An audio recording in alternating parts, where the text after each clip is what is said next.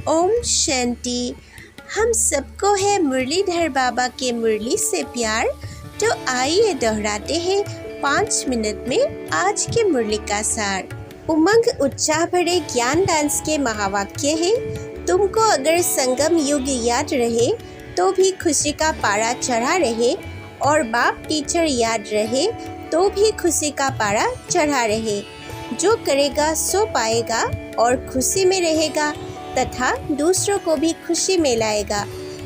ब्राह्मण जीवन की खुराक खुशी है। जो सदा खुशी की खुराक खाने वाले और खुशी बांटने वाले हैं वही खुश नसीब है।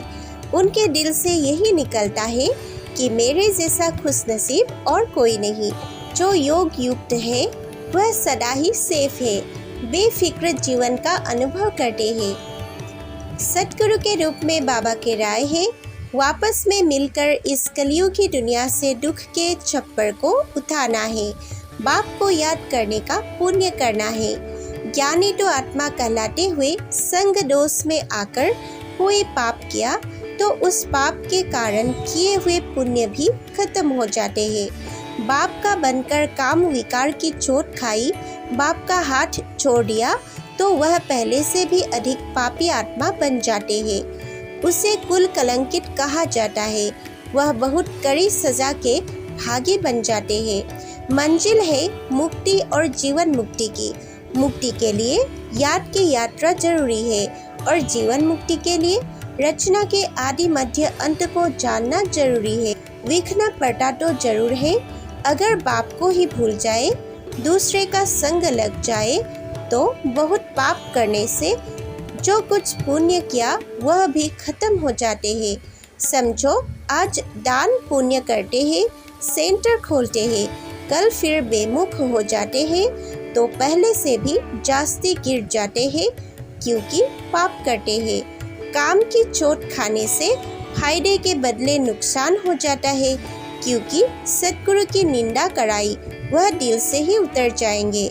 तुमको लक्ष्मी नारायण जैसा बनना है तो श्रीमत पर पूरा चलना है। आज के मुरली से शिक्षक के रूप में बाबा के शिक्षाएं हैं।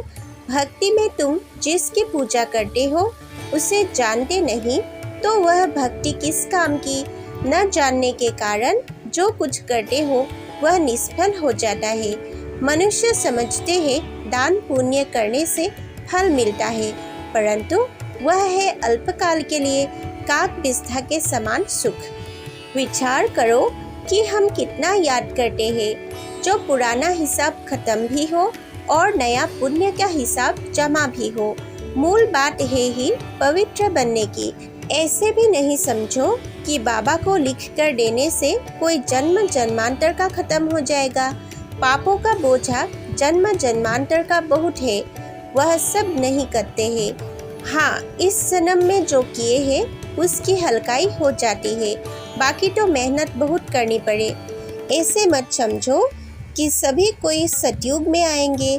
कोई तो पिछाड़ी में आकर थोड़ा बहुत ले लेते हैं। जो जास्ती कमाई करते हैं वह जल्दी आते हैं, कम कमाई करते तो देरी से आते हैं। यह बीमारी आदि चलती रहेगी।